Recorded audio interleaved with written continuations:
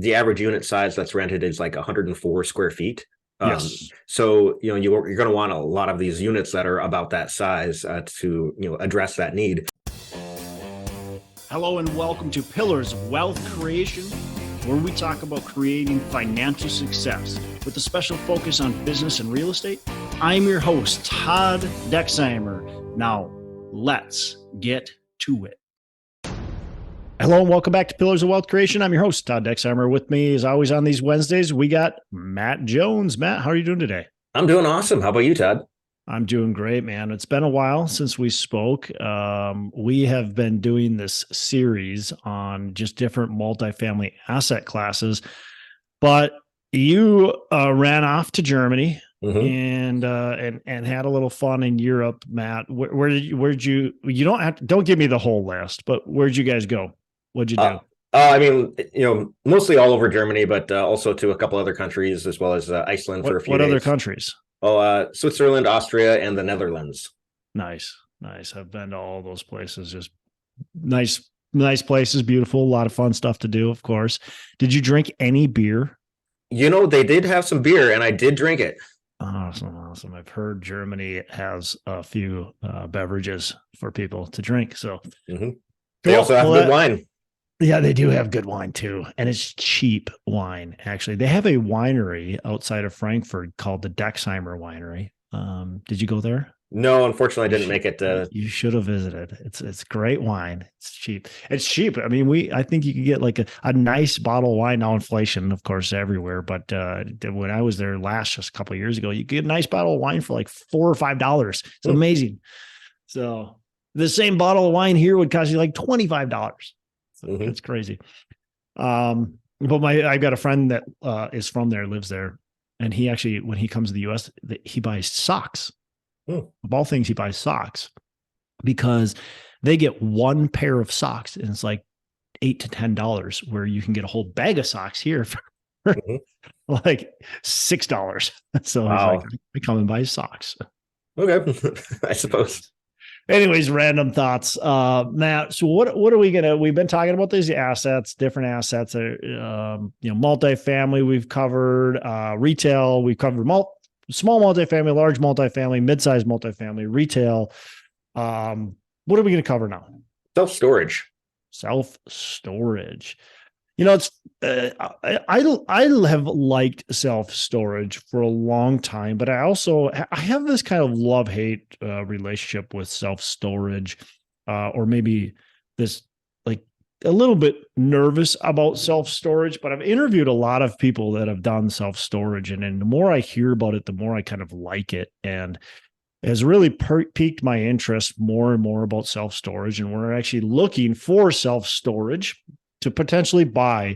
Now, we're not going to be syndicating the self-storage right away. We want to, if we're going to go in and self-storage, we're going to be, learning about the asset class, making sure we fully understand it. So we'll put our own money at risk. And then eventually, if we like it, if we get the systems in place, if we feel very strongly about it, then we would start bringing it to our investors. But that's an asset class that we definitely are exploring.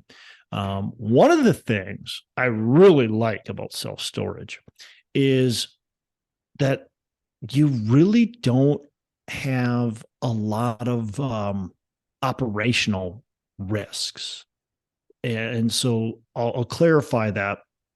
We don't really have much for staffing needs. A lot of times we can run these zero staff or mostly in-house, right? Just like somebody is kind of taking care of a few things here and there, a little bit of maintenance. But we don't have to have a big staff, right? So that is something that's very attractive. The other thing is we have tenants. We do have tenants, right? But we don't have people living there. Hopefully not. Hopefully. Right. We might have people living there. They're just not welcome there. Yeah. But it's not a daily use. Most people that have a self-storage are there less than one time a month. They're barely, some people will literally set it and forget it, and they might not be there for years. And so we just don't have a lot of tenant interaction, which means we don't have, again, We can have drama, but we don't have as much typically drama, much damages by the tenants, all that kind of stuff. Now, it happens, granted, like that stuff happens, but there's just less of that. So it's when you look at residential, even retail, office, and so on, there's just so much more tenant interaction. And so I guess by saying all of this, it's a very much easier to operate and manage business with less curveballs being thrown at you, which is something that's very attractive. Yep. And that's fair. I think, also when you're looking at self-storage, whether you're buying pre-existing or you're building from scratch, you need to look at the data of the local area. That's huge. Yeah, it's really data driven, fully data driven. Like you look at like how many square feet of storage space is available right now in that area and how much the population is, and then you can calculate what is needed or if it's overdeveloped in that area. So supply and demand is a big thing in self-storage, and that's one thing that's really kind of kept me a little bit at bay with self-storage because it's so easy for somebody to build self-storage. The cost to build is not that high. It's literally concrete and walls and garage doors and a roof, and they're about done. Like it's almost as simple as that. Sure, you got to put some lights in, you got to do some other stuff, but it's pretty simple as far as what we do to build these things. And so it's really easy. We just need some land and we need approval from the city. So I think that's another thing too, is like, what's your municipality and how open are they to putting new self-storage in? Is it easy? Is it easy to get it passed? Because if it is, well, it might be that it gets overbuilt quickly. And there is overbuilding in self-storage. There is a lot of overbuilding in self-storage in certain areas. In other areas, they need a lot more of it, right? And so, yeah, Matt, you're right. Like study what's going on, study the metrics, figure out the data. It's out there. It's easy to find. It's easy to buy. You can buy this data, and understand what's going on in your demographic of your area, right? And who's going to be using self-storage. One of the other maybe false beliefs that I had, and it's still a little bit worried about, but self-storage relies on people needing to store stuff. So that's the assumption that people have stuff to store. I look at myself, we don't have a lot of stuff. I would never buy a self-storage or rent a self-storage unless I needed to, which would be I'm moving and I have a temporary use for it, but it would be short term for me. So my worry was, well, the baby boomer generation, no offense if you're a baby boomer, you're listening to this, but the baby boomer generation it likes their stuff. And they are kind of hoarders. I just can look at a lot of the, just a lot of people I know that are baby boomers. I'm not going to name any names, but they have a lot of stuff, and a lot of them have self-storage, and that's where they're putting their stuff. Well, guess what? The baby boomers they're aging. That's an aging population, and the oldest baby boomers are in their mid-70s. And the life expectancy of a person is in their mid-70s. And so what happens when these baby boomers die? And so that's my big concern. Now, when you look at it, first of all, the demographic, the baby boomers, we still got a pretty good runway, right? We still got a pretty good runway of when they're still alive. And what's going to happen with all their stuff when they die? It's probably going to stay in those self-storages for a little while, at least, maybe not forever, but maybe a year or so. But what I've learned more and more is that the younger generation is actually a huge captive audience, not because they have a lot of stuff, but because they like to move a lot. And they go from city to city to area, and they're moving. And so they don't want a big place. Okay. So they are big users in the self-storage, where I just wouldn't have thought of that, because most people that are my age and younger, I feel, just don't have all that much stuff. But the data shows otherwise. The data shows that, yeah, they might not have all this stuff, but they do have a couple big things potentially, or they just move a lot. And so they do need self-storage. So anyways. Yep. And for, if you're building a self-storage or you're buying one in a residential area, the average unit size that's rented is like 104 square feet. Yes. So, you're going to want a lot of these units that are about that size to, address that need. But if you're building in more of a business area, then you'll want bigger units and taller ones that can fill a lot more stuff for the businesses. Yeah, that's a great point. Is understand who your demographic is, right? If it's like you said, Matt, if it's a residential area, and there's differences too between a residential area in an urban kind of core, so or urban or suburban core versus a residential area in a rural location too. The rural location, you're going to want more space for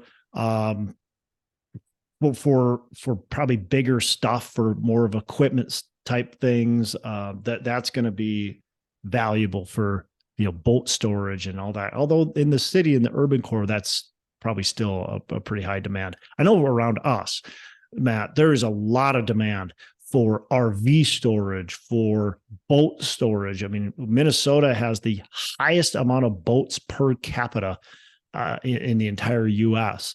Yet we only have a boating season that's like 5 months long. The lakes are frozen the rest of the time. So what do you think those boats are doing when they're not in the water? They're being stored. And people have garages that they can store them in, but a lot of people don't have a big enough garage where they can store their boat and their vehicles and all the other crap they might have. And so what do? They look for a place to store it. Same thing with campers. We have a high, we're not the highest, but we are one of the higher camper per person too. So a lot of camper storage, a lot of boat storage. Yep, I agree. So you just have to be aware of what the demographics are of the area, look at the data to decide what exactly is needed, how big should I build the place?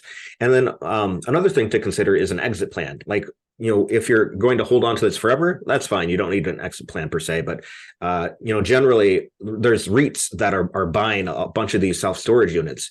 And so, if you build it or develop a self-storage in a way that is going to make it attractive to REITs to buy. So you'll want like some kind of front-facing office that sells boxes or whatever, that sort of thing. That REITs really love that. And that way it makes it more attractive for them. Yeah, and probably location matters a lot especially if you're planning for REITs, right? They're not going to want well, I shouldn't say that necessarily, but like if you're buying in the cities that have a population of 2,000 people, like those can be very profitable self-storage facilities, and you can do really well. But is a REIT going to want to buy them? Probably not. So you're likely going to want to be more closer to that urban core, within a short drive, at least attracting the urban core population. And you're going to want a good size too. And I'm not well versed, Matt. I don't know if you are in what REITs are looking for, but just knowing REITs in general, they probably want a nice size facility. They're not going to want a facility that has, let's call it 50 garages or 30 garages. They're probably going to want something that has 100 plus, maybe even a lot more. I'm not sure, but they want bigger facilities because that helps their operational efficiency. And they want them, if you do have small, especially, they want them very close to each other. But even with the big, if you're going to sell a portfolio, you want them geographically located to be an advantage too. And you want a good, variation of unit size as well to address the various needs that tenants will have. One of the chapters of my book is about self-storage, but that was some years ago that I wrote that, so I don't remember every single detail, but I do lay it out, what exactly REITs are looking for. And so you can fine tune what you're doing with your self-storage to, have that good exit plan to sell to them. Yeah. It's an asset class, I think, is definitely continuing to evolve. Technology can play a big role in your success with self-storage, which I really like the fact that we can clean up a lot of things with technology. Now, it's still a physical asset, so you still have a physical building. Technology can't take over, but when you look at the opportunity, in my opinion, it's still, well, here's what's cool about self-storage and, some other asset classes that we'll cover. But when you look at retail and office, especially, those are very dominated by the REIT and the REITs. So, and you look at multifamily, it's really gotten heavily saturated by the REITs. And so the competition is so much more fierce, which is good because I know I can sell at a high cap rate or a low cap rate. So a high price. It's good because the industry in those industries have become a lot more streamlined, right? There's less mom and pops out there, but that's bad as a buyer if I'm looking to buy some really good value. Where self-storage, there definitely are REITs in it, but it's less, right? It's a newer kind of asset class for that purpose. And so there's a lot more opportunity to buy these mom and pop built businesses that are, self-storage. They maybe go there every day. They maybe have an office that they go to every single day at this self-storage location. And you can implement some technology into this. And maybe you no longer have to have somebody there, maybe ever. If you implement the right technology, if you put in gate systems, maybe it's easy to expand. So there's a lot of opportunities for improvement, for value add that really isn't going to be super capital intensive up front, right? We're not renovating full units. We're not putting in new kitchens and granite countertops and tile backsplashes and, all that kind of stuff. We're implementing technology and putting in new systems and putting in new fencing and maybe some signage and some landscaping and maybe we're adding square footage. But those are, for the most part, fairly cheap things. Adding the square footage is obviously pretty expensive, but everything else is fairly inexpensive, Matt, to be able to improve the asset. Oh yeah, you can put a QR code right there in the front, and people would scan that and sign up for their self-storage unit right then and there without you needing to be there to sell it to them. Yeah, it's something that you don't have to have a leasing agent in. We talk about multifamily, and one thing a lot of people want to do and can be successful in, but I think you lose a lot of your prospective tenants is like, oh, we want to be able to do our multifamily with technology. We can do virtual leases or virtual leases, virtual tours, all this kind of stuff. But I think that physical meeting with the on-site staff or with the leasing agent is still super valuable. Where self-storage, do you really care what the inside of that 5x10 box looks like?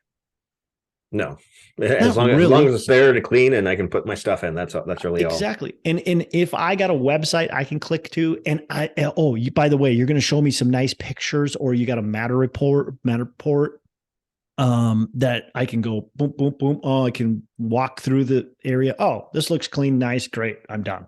Like, I don't need to physically go there and tour and go, oh, wow, this garage door is really nice. I really love the interior of this unit. It's boy, this concrete is flat. Like, no, you're not, you're not doing that. Right. So it's easy to rent online, which I love. Yep. Yes, indeed. Cool. Well, is there anything else you can think of about self-storage? I mean, I don't invest in it right now, so I'm certainly not an expert. But there are plenty of good books that are written about it. So I don't think it's brain surgery to get into it by any means. Yeah, I think look, if you like self-storage, obviously do your homework, do the due diligence. Like Matt said, there's books, there's podcasts out there that teach you about self-storage. Start learning how to do it. It's it's like any asset class. You got to find something that cash flows, that's well located, that fits what you're looking for, and eventually pull the trigger. I think one thing I'll mention too, Matt, that we didn't talk about is the financing. There's financing options out there that are actually pretty attractive. So you can get SBA loans for self-storage. So you can come in with a fairly nice size or fairly small down payment. 15-20% down payment with the SBAs.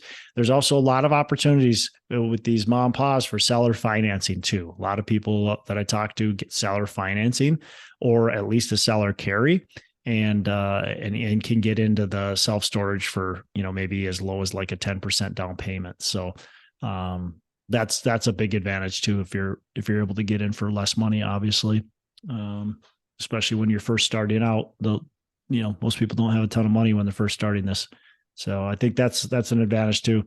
And good cash flow, very good cash flow. So. Well, and then as well, it tends to be, as long as it's well located, it tends to be recession resistant.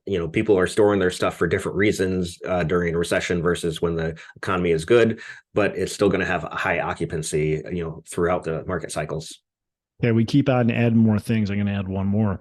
One more thing that I really like about the government is getting more involved in multifamily, because rents are becoming more out of reach for people.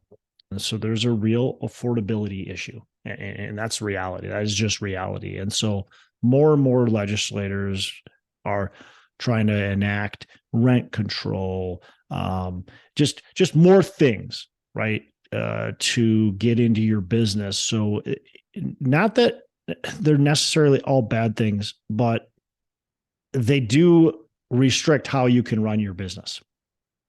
And self-storage is not a necessity, where a lot of people say housing is a necessity. And, people need a place to live, right? So, I don't like, having a big homeless population, just like probably nobody likes having a big homeless population. We all want people to have a place to live, but people don't need a place to store their stuff. People don't need a bunch of stuff. If you have a bunch of stuff, it probably means you have money because you have the stuff. So if you have a home, right? If housing is a basic necessity and the government steps in and provides everybody free housing, which I don't think is going to happen, but anyways, does the government need to step in and provide everybody a free self-storage place? No. So the government's not going to be nearly as involved in the happenings of self-storage. And I don't think that's nearly as much of a threat to change your business and your business plan as it is in multifamily. I think in multifamily, if you've got a business plan, there is a risk that the government can step in and make some mandates that ultimately changes your business plan or doesn't allow you to execute it. So that I think is a reality of multifamily versus self-storage. Yeah, self-storage is not going to have eviction moratoriums or rent control or whatever. It's, you charge what you want to charge and what makes sense at the time. And literally you put a new lock on the door that goes over their old lock, and they have to pay you in order to get their stuff. And that's it. Yep. And so it's like super easy to get somebody out. So, well, cool. That's all I got. I'm sure there's other benefits and some negatives, but go out there, do your research. If self-storage is something you want to do, go and do your research and make that decision yourself. Sounds good. Awesome, Matt. You have a fantastic rest of the day. Make every day Saturday. Thanks. You too. Hey, thanks so much for listening. I appreciate you being a loyal listener. I would love to have you go on to our Facebook page and subscribe. Give us a thumbs up. Go on to iTunes or wherever you listen and give us a rating and review. Don't forget to subscribe. But your rating and review just helps us push this out to more and more people and continue to grow our audience and hopefully positively affect a ton of people out there that really need this and want this. So the other thing I've got for you is a free ebook on my website. So go on to venturedproperties.com, and download our free ebook on real estate and on syndication. And I've got some data points in there, some really good stuff for you. So I'd love to have you take a look at that. It's free. I'm not expecting anything from it. And also, look, if you want some help in multifamily, want some help learning, growing, getting your business off the ground, I would love to talk to you about what it would look like to work with me potentially and see if that's a good fit. So you can go to coachwithdex.com and check that out. And we can definitely have a call. Thanks a lot for listening. You make it a fantastic rest of the day. I'll catch you on the next episode.